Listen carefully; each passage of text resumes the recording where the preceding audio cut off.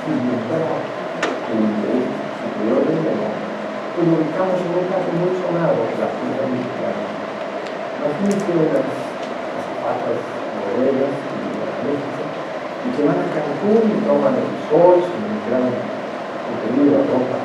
De repente se enamoran de algún ranchero que siempre las cortejan mucho.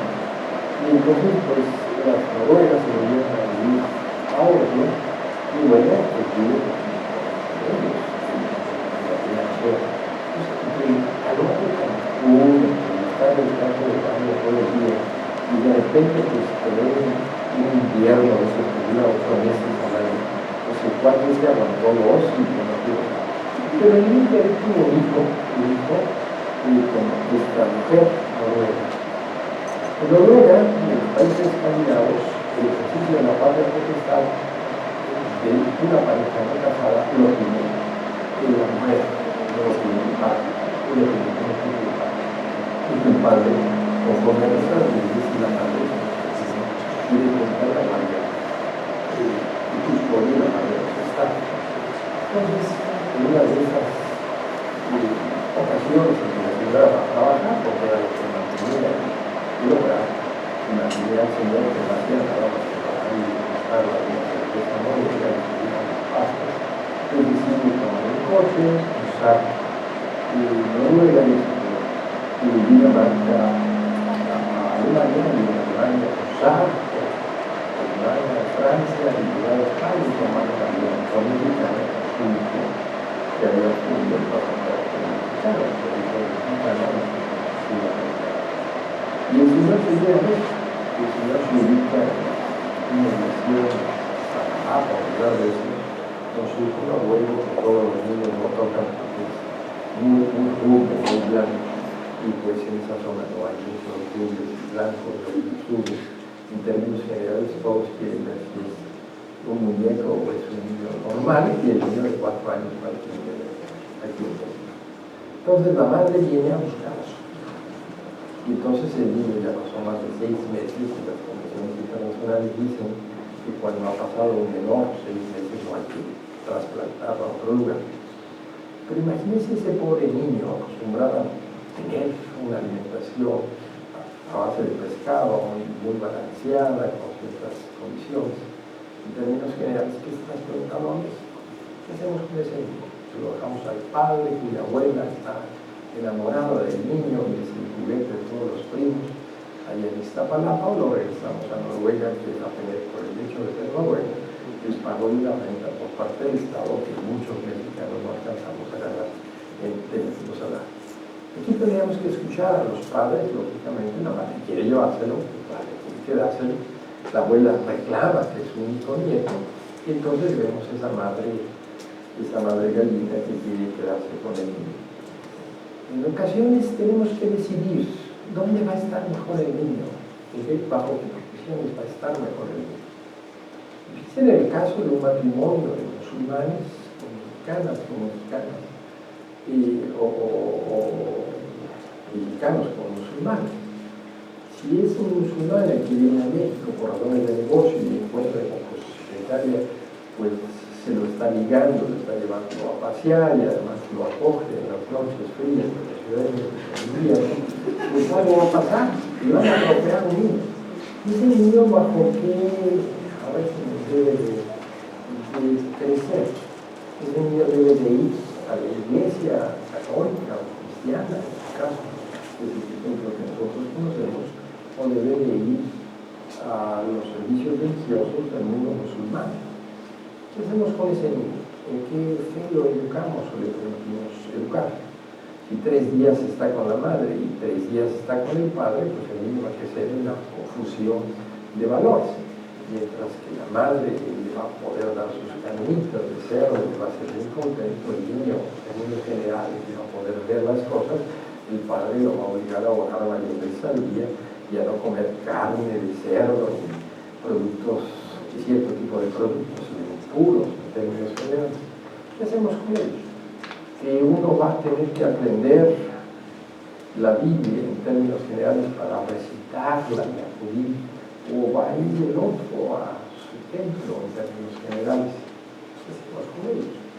Piensen en un mexicano normal que se casa con una mujer judía, el judaísmo se transmite normalmente por la madre y la mujer va a querer que el niño vaya al colegio hebreo y el padre va a querer que su hijo vaya al colegio pues laico o querer que vaya a un colegio católico, cristiano, no sé, de otra religión. ¿Qué hacemos con ese niño? Es una cosa tan sencilla como que el padre quiere que su hijo vaya al colegio mexicano porque él es gringo y la madre quiere que su hijo vaya al liceo franco-mexicano porque él es francesa o suiza o de otro país europeo, Bélgica o cualquiera de ellos. Tenemos que decidir qué es lo que más conviene al menor, a dónde se adapta más, a dónde tiene más futuro. Si una madre se pelea con un mexicano y la madre le dice que pues, voy a trabajar acá en tiempo porque es el único lugar en donde puedo obtener un puesto de hostess o cualquier cosa que puedo llevar a mi hijo, tenemos que el niño, lo dejamos aquí, que digamos papá es arqueológico y que pueda salir a correr por estos parques o lo dejamos junto a la playa. Cuando hablamos con el niño, le decimos, bueno, yo tengo 2 años, como vives, pues voy a la escuela caminando, en bicicleta, yo tengo un perro, todos los días nado, respiro el aire de Cancún y el de la Ciudad de México. Y si además agregamos que el niño es asmático, ¿dónde debemos dejarlo? Porque cariñoso padre que trabaja en verdad, en términos generales hace un esfuerzo por mantenerlo. No sé, hay ocasiones en que no sabemos qué hacer, el interés superior del menor. Casos tan raros como que unas lesbianas adopten a un niño o los homosexuales que puedan adoptar a un niño, pues tenemos que ver cómo le va a ir a ese niño. Si le va a ese niño porque tiene una deficiencia intelectual, debemos de darle la adopción o debemos de darle la adopción. O si viven 2 norteamericanos con recursos que deben adoptar a un niño y tenemos un caso que es patético. Una señora, es como un banquero, llega a México, que es enfermera y estudia medicina, y no tiene nada que hacer, sino que hacer un trabajo social, alguno de los albergues del día. Y en uno de esos días se encuentran a un niño tirado en un basurero, en la calle, y lo llevan a vivir, y lo primero que empiezan a alimentar a un niño que nació prematuramente, que está muriendo, con una ratita propiamente, y lo empieza a alimentar con pero porque la niña, el niño no puede alimentar de esta manera, y empieza a cuidar, y como su marido tiene dinero, necesita dinero para que cuiden al niño, lo pueden meter en la incubadora, lo mantienen bien, el niño empieza a crecer, y el contacto de enfermera con ese niño al que va a cuidar, al que va a bañar, al que va a poner, pues empiezan a hacer ese amor que se tiene entre la madre y el niño. Entonces quieren adoptar a ese niño que tiene un problema del labio leporino, que tiene el cerebro hundido, que no oye de un lado y que pierde su equilibrio al caminar y que necesita un tipo de atención médica mucho mayor. Los jueces dicen, no, lo quieren para desarmarlo como si fuera un muñeco y entonces vender sus órganos a un banco de órganos. ¿Tiene necesidad de su señor de adoptar? No, porque tiene una niña. Y la niña quiere que sus padres adopten a ese niño que han dado el acogimiento.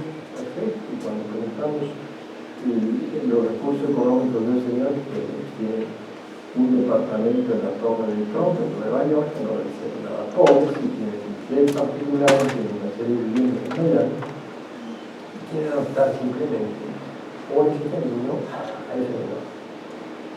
No hay nadie de nuestro país, ningún mexicano, que se interese en la adopción. Podemos entregarlo. Si los niños tienen 4 años en México, debemos considerar una adopción internacional y basarnos en todos los problemas que representan, o debemos hacer a un lado las normas para permitir la adopción de esa persona. En otros casos no sabemos qué hacer con los, imagínense, 2 muchachos que viven en la calle que no saben qué es el sexo, pero lo practican alegremente, y que de repente una niña sale embarazada y tiene un niño en la coladera, en donde viven estos 2 jóvenes que son menores de edad. ¿Y qué hacemos con su hijo? Los dejamos, los dejamos, lo llevamos al hijo, vamos a la adopción, se los quitamos, y los 2 son drogadictos, los 2 están con su mona respirando el dinero, la gasolina, lo que sea. ¿Y qué hacemos con eso? Es un caso patético que nos rompió el corazón En términos generales, hay una mujer que viene a buscar a su marido, que vino a México y desapareció y trae sus 3 hijos. Imagínense una indígena oaxaqueña que no habla español, que llega en el metro, llega por autobús y se pierde en el metro viendo a unos señores que están tocando música y se le pierde un niño. Y el niño pues es encontrado por un policía y es entregado al ministerio público. Y la indígena, sin hablar español, logra comunicarse con alguna ayuda de traducción y la indígena le dice que le robaron a su hijo y tiene 2 más aquí. Y la pobre mujer, en lo que se da el juicio para ver si le dan o no le dan al niño, si el niño es dado en adopción o es dado en adopción, se junta con un mariachi en Garibaldi, por lo menos le da cobija, pero también con él tiene 2 hijos. Entonces, de 4 hijos y un hijo que viene a ver para ver si lo van a conocer. La mujer en esos años que tiene con el mariachi aprende a tomar bien, aprende también a cantar con él, pero aprende también en términos generales pues el español. Si dicen es un mal español que puede aprender una mujer de cultura, pero con muchas ganas de recuperar a su hijo y quiere llevarse al niño, pero ya siguió los trámites para ser adoptado. Y cuando hay una entrevista con el juez, el niño corre a las espaldas de su mamá y dice que no lo es. Pero están ya los padres adoptivos de clase pudiente, podríamos decir, que ya se terminaron con ese niño, que le dieron un acogimiento para el interés del menor. El señor no tiene trabajo, es un mariachi que es alcohólico, ella pues, tiene 4 hijos más, 2 de unos y 2 del otro, y perdió a su hijo en la calle de la Ciudad de México, en el metro de Hidalgo. ¿Qué hacemos con ese niño que fue encontrado? Que quiere a su madre, que reconoce a su madre, que habla en zapotito con su madre y le pide que lo ayude, que no lo deje con esos señores que le dan miedo al niño, más o menos.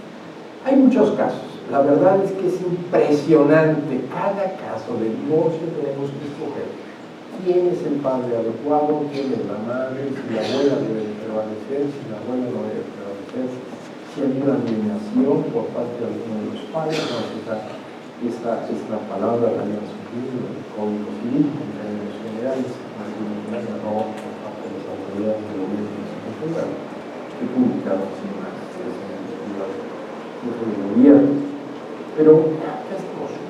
¿Dónde encontramos ese interés superior del menor que como juzgadores debemos quedar? El padre tiene lana, la madre tiene lana, los hijos quieren irse con la madre o quieren irse con el padre. ¿En qué condiciones van a vivir? ¿Quién les ofrece el padre? ¿Quién les ofrece la madre? O la madre quiere irse a Canadá y está hasta el gorro de la ciudad, que la han asaltado 3 veces, tiene un amigo en Canadá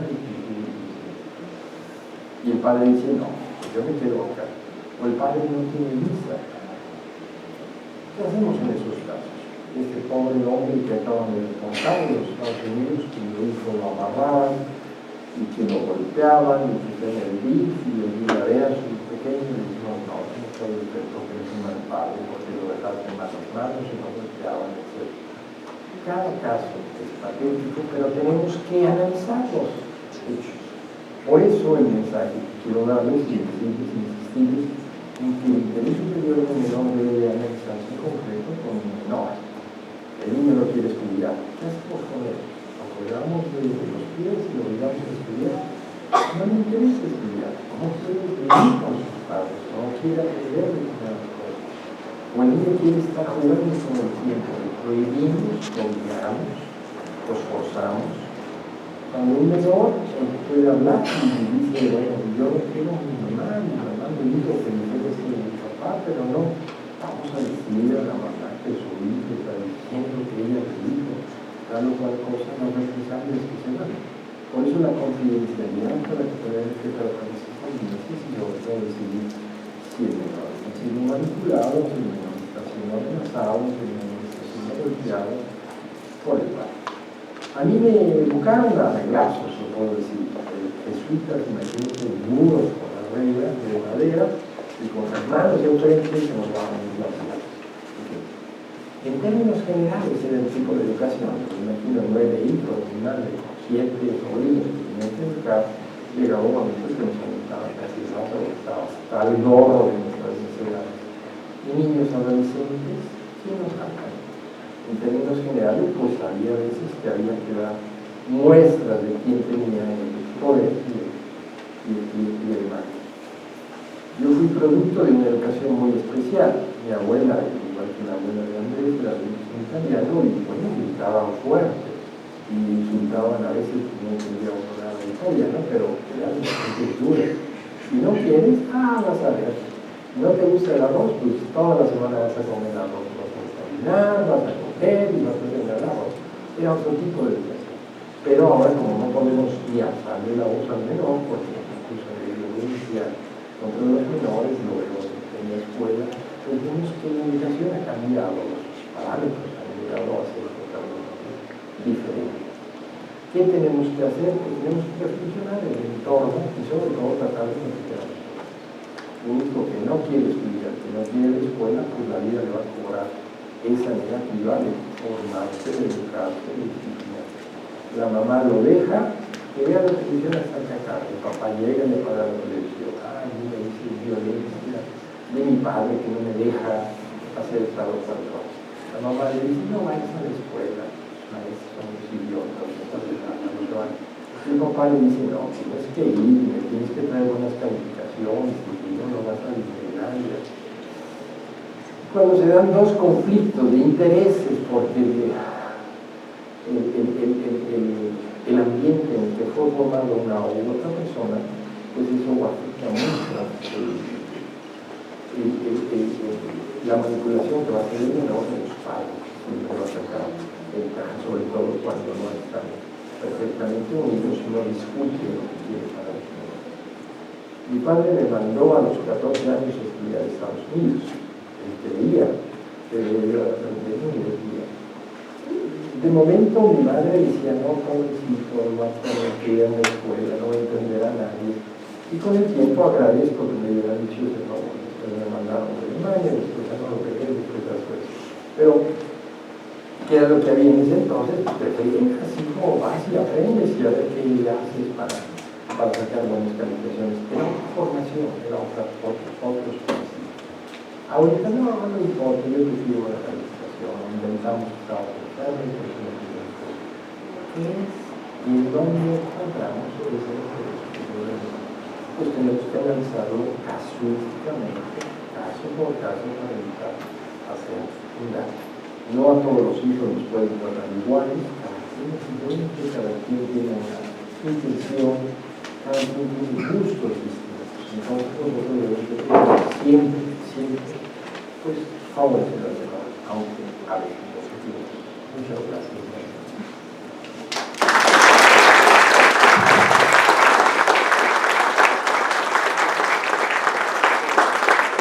Agradecemos al doctor la exposición que nos hizo. Una exposición primero obviamente con una base normativa, una exposición que nos pone en contacto con una realidad preocupante que es cómo vive hoy la sociedad y nos deja una reflexión. El derecho no solamente es norma, es mucho la situación que es a quién se aplica la norma y cómo la aplicamos. Aquí vemos la experiencia de personas como el doctor, personas que día a día viven la problemática de una sociedad en la que nosotros con el tiempo nos iremos enfrentando, ya sea como abogados en el aspecto profesional o simplemente porque alguna persona viene y nos plantea un problema y va a buscar la orientación, la reflexión de nuestras manos. Entonces, este tema creo que fue un tema sensible, seleccionado en manos de una persona con toda la experiencia y evidentemente un tema que a nuestra sociedad preocupa. También seleccionamos otro tema muy importante, la expropiación y el procedimiento indemnizatorio. Es un tema álgido, la cuestión de la propiedad privada, cuándo esta propiedad puede perderse, en qué condiciones, qué hace el marco normativo, cuál es la realidad que vivimos. Lo tenemos hoy por hoy en la experiencia de una persona que qué mejor que el maestro Lopansi García nos puede hablar de este aspecto en el cual es obviamente especialista y doctor. Él, como nuestro anterior exponente, es una persona preparada, una persona que conoce de estos temas y que hoy nos va a brindar con su experiencia muchas reflexiones para nuestra propia persona. Muchas gracias. Qué amable, muchas gracias. El tema de la expropiación expropiación. Pues expropiaciones durante el siglo pasado hubieron en México 100. Algunas necesarias, otras no tanto. La época donde hubo muchísimas por necesidad, aunque muy mal hechas, fueron cuando el temblor de 1985. Algunos ya andamos por aquí gateando en aquella época. Por eso no tenemos los recuerdos tan presenciales. Yo iba en la secundaria cuando me agarró el temblor a las 7:19 de la mañana. No nos dimos cuenta de eso hasta la tarde de ese mismo día, porque las noticias no eran comunes. Hoy, en cuanto está pasando algo, de inmediato lo saben. En aquella época solo había de tres cosas, tres opciones. O era la televisión en la noche con Sabludowski, o era al otro día en los periódicos, o era en el radio.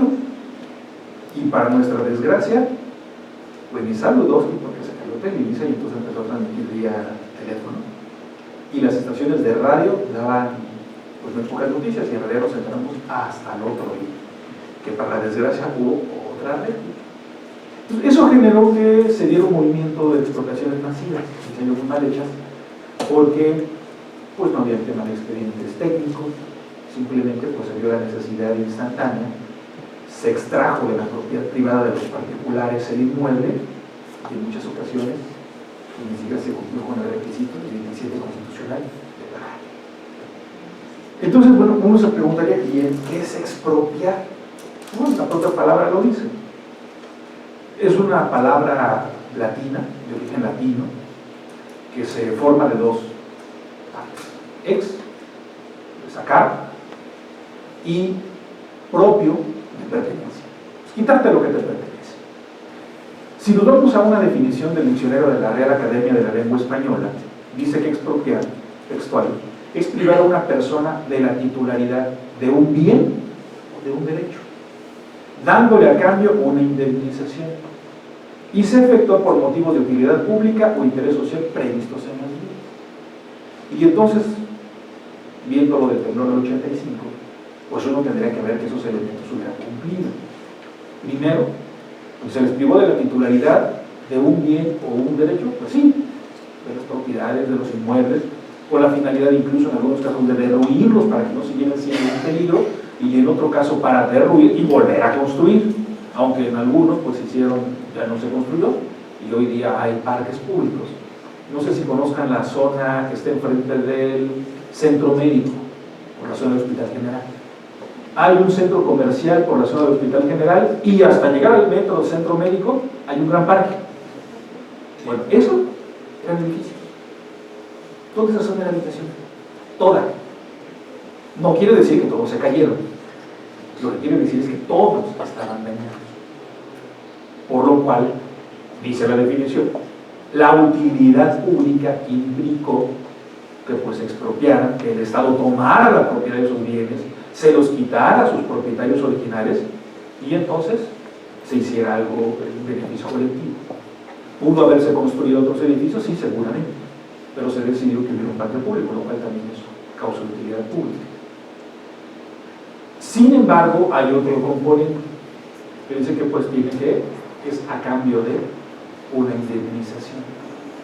Y eso está previsto tanto en el 27 constitucional como en la propia ley de expropiación federal. Y claro, por definición, si no te indemnizo, ¿qué estoy haciendo? Sí, lo estoy quitando. En realidad no es un acto lícito, te lo estoy decomisando quizás, pero eso de decomisar viene de otro tema. Pero si el Estado no lo hace, esencialmente se está quedando de forma ilícita de algo que no le corresponde, porque lo tiene que indemnizar. Ahora, de estos elementos, vamos a lo que hoy nos llama aquí el tema de la indemnización. Hablar de casos de utilidad pública nos llevaremos a otra ponencia. Por eso hoy nos centraremos únicamente en el tema de la indemnización, los métodos para indemnizar, etc. ¿Qué legislación le resulta aplicable a una expropiación e indemnización? Ya lo adelantamos. A la indemnización, artículo 27 constitucional y 10 de la ley de expropiación. ¿Qué dice el artículo 27 constitucional? En la fracción 6, en la parte que nos interesa, dice que el precio que se fijará como indemnización a la causa expropiada se basará en la cantidad de como valor fiscal. Ojo con esa expresión. Valor fiscal de ella figura en las oficinas catastrales o recaudadoras, ya sea que ese valor lo haya manifestado el propietario o simplemente lo haya aceptado de un modo tácito por haber pagado sus contribuciones con base en ese valor. Entonces la Constitución dice valor fiscal con esta regla. ¿Qué dice la ley de expropiación? La actual. Dice que el precio que se fijará como indemnización por el bien expropiado será equivalente al valor comercial que se fije sin que pueda ser inferior, en el caso de bienes inmuebles, al valor fiscal que figura en las oficinas catastrales recaudadoras. Entonces el artículo 10 retoma el tema del fiscal, pero ya lo pone como base y incluye valor comercial. Evidentemente eso ya nos da una entrada, porque si dice sin que pueda ser menor en el caso de inmuebles, implica que también el Estado puede expropiar muebles o empresas. En este último caso, lo vamos a tocar un poco más adelante, no está completamente regulado en México y nos estamos actualmente a los tratados comerciales. E incluso se ha venido construyendo una expresión que se llama expropiación indirecta frente a lo otro que es una expropiación directa, que se basa en el índice constitucional, en la ley de expropiación y que se sigue un procedimiento. Vamos a, les digo, tocar un poco más adelante de expropiación indirecta, pero que tiene un resquicio en el propio desde la ley de expropiación solo por el tema de la indemnización. Les decía que ese 10 de la ley de expropiación es el texto actual. ¿Por qué hago referencia al texto actual? Porque resulta que ese artículo 10, junto con otras normas, se modificaron a principios de los años 90 con motivo de la entrada en vigor del Telecán, que hoy está haciendo su revisión. En aquella ocasión se modificaron como 20 leyes, entre ellas la de expropiación. ¿Qué decía el artículo 10 de la ley de expropiación en 1993? Decir, el precio que se fijará como indemnización a la cosa expropiada se basará en la cantidad que, como valor fiscal de ella, figura en las oficinas catastrales o recaudadoras. Y después continuaba diciendo lo mismo que la Constitución. Es decir, ese artículo 10 no incorporaba este segundo elemento por derivación de que pudiese expropiar bienes muebles o incluso empresas. Solo se quedaba como si se tratara de bienes inmuebles y decía de nueva cuenta fiscal. ¿Qué nos ha representado hoy día en la práctica este tipo de doble regulación? Y digo doble regulación porque tampoco les puede parecer extraño, pero no lo es dado nuestro sistema tan disfuncional. Hoy día hay expropiaciones pendientes de pago de antes de 1993. ¿Qué temporalidad daba la ley de expropiación en aquella época para pagar? ¿Qué plazo máximo daba? Eran 10 años. Era mucho tiempo, pues era mucho tiempo, pero bueno, si las expropiaciones del 93 no se han pagado en el 2017, pues nada más imagínense. Ese artículo fue reformado en la primera década de este siglo y pasó de ser de 10 años a 1. Ya estaba más razonable. Ese artículo, que es el 20, volvió a ser reformado después, ya en esta década, y dice 45 días. Entonces tienes 45 días como Estado para pagar. Para que no ocurra esto de expropiaciones de antes de 1993 que seguimos viviendo. Les decía lo del problema que ha representado, porque resulta que hoy día van a reclamar el pago de una indemnización con una expropiación y es muy probable que ni siquiera acuda el dueño. Probablemente va la sucesión. ¿Y cómo es que no se dieron cuenta que tenían un inmueble expropiado? Ha pasado. Ha pasado que cuando se abre el juicio sucesorio, sobre todo los intestamentarios, al hacer la búsqueda de qué bienes tenía el autor de la sucesión, Advierte que tenía un inmueble que incluso hoy día sigue apareciendo a nombre del autor de la fundación como suyo en el registro público de la propiedad, pero que cuando van a verlo, ¿dónde está físicamente? Es otra cosa.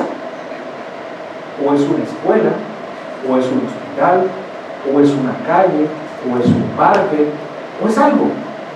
Pero el inmueble que originalmente tenía ya no. Y si tú vas al registro público de la propiedad y adviertes que sigue inscrito al nombre del autor de la sucesión del inmueble, ¿qué debes asumir? Pues él no lo vendió. Él no se lo vendió ni al gobierno para hacer una escuela, o un parque, o una calle, o a un particular para hacer algún otro desarrollo. Seguro no lo hizo, porque de otra manera, pues estuviera inscrito en el registro público de la propiedad el contrato de compra-venta. Al no estarlo entonces, asumes como abogado que fue expropiado. ¿Y qué haces? Pues rastrear en todos los diarios oficiales. Es un verdadero trabajo. Y ya han dado casos que justo en esta búsqueda de las sucesiones se encuentran que fue expropiado o en el 85 o incluso antes. ¿Por qué no reclamaban antes los pagos de las expropiaciones? Nos tocó ver un caso en Lomas de Chapultepec, en donde al dueño del inmueble se lo expropiaron como parte de la tercera sección del bosque de Chapultepec. Y después se va extraño, porque era un hombre preparado, el dueño del terreno. Pero cuando se lo expropiaron y el gobierno le dijo cuánto le iban a pagar, prefirió dejar. Por eso que se lo quede el gobierno. Y lo dio por perdido. Y sus hijos recordaban que tenía su papá algún inmueble allá en Lomas, pero no sabían la ubicación exacta. Tampoco les interesa. Hasta que viene el tema de la sucesión, advierte, se hace la búsqueda y localiza dónde está el inmueble. Evidentemente, pues sí les interesaba cobrar. Pero ellos lo que asumían es que iban a cobrar, como dice la ley de expropiación de día, a valor comercial. Y entonces hacen cuentas, 2.000 metros cuadrados, Lomas de Chapultepec, como de acuerdo, es un montón de dinero. Y van y presentan su reclamo. Y la autora le dice, pues sí, es cierto, lo que le puso al dueño, se le expropió, procedente de pago. Era valor catastral. Dicen, bueno, valor catastral actual tampoco debe estar tan mal. Dicen, no, a ver, no es un valor catastral actual. Es a valor catastral de 1968, cuando les habían expropiado. Y entonces, resulta la misma. Eso es lo que dice la ley de expropiación vigente hasta el 31 de diciembre de 1993. Valor catastral. Entonces, pues nosotros se llamarán felices. Esa es una de las razones por las cuales muchas no se pagaron, porque la gente, incluso sabiendo, pues él utilizó el valor catastral que estaban en las oficinas recorredoras. Pero era culpa, por imputarle alguna culpa a alguien, del gobierno los valores. Bueno, sí, ¿no? Sí, porque le decían 10 pesos. Pero no. Si el contribuyente felizmente le decía, pues pago a valor de 10 pesos, cuando él sabía que no valía 10 pesos, que podía valer mucho más que eso. Pues entonces la culpa era compartida. El Estado pone un número y el contribuyente puede pagar poquito de impuesto. ¿Y qué dice la Constitución? Pues ese, el que esté en la oficina catastral, lo que tú hayas aceptado, porque fuiste y pagaste, ese te va a dar. Y entonces empiezan las discusiones.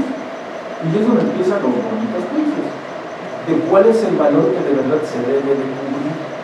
El comercial actual, el comercial de aquella época, el catastral. Y eso es parte de lo que ahorita tenemos que dilucidar. Porque acaso una expropiación hecha antes del 31 de diciembre de 1993 irremediablemente se debe de pagar siempre el valor catastral. La Constitución dice que sí. La ley de expropiación dice que sí. Luego los tribunales dicen otra cosa. ¿Y qué debemos de hacer como abogados?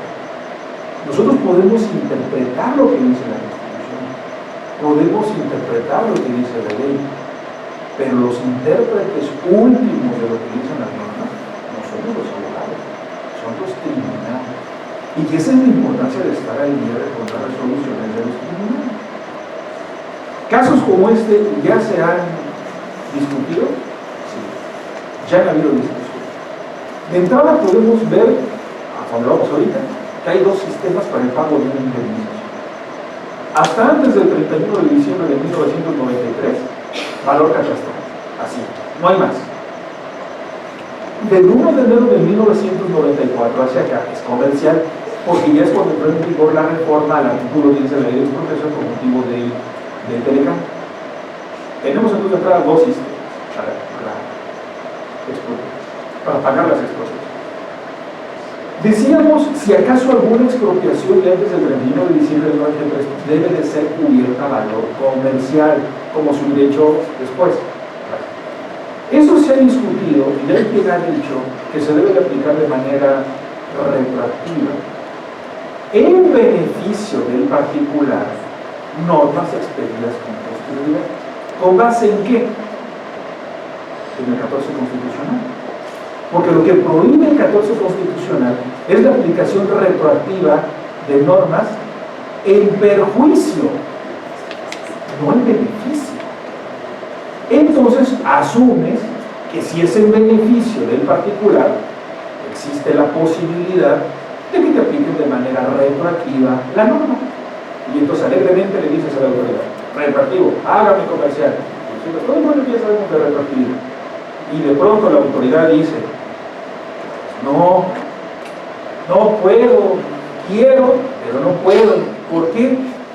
Porque resulta que el artículo 3º transitorio de la ley del decreto que reformó, entre muchas otras discusiones, la ley de expropiación, textualmente dice lo siguiente: la reforma al artículo 10 de la ley de expropiación se aplicará a las expropiaciones que se realicen a partir de la entrada en vigor de este decreto. ¿Y qué dice el artículo conducente de la entrada en vigor?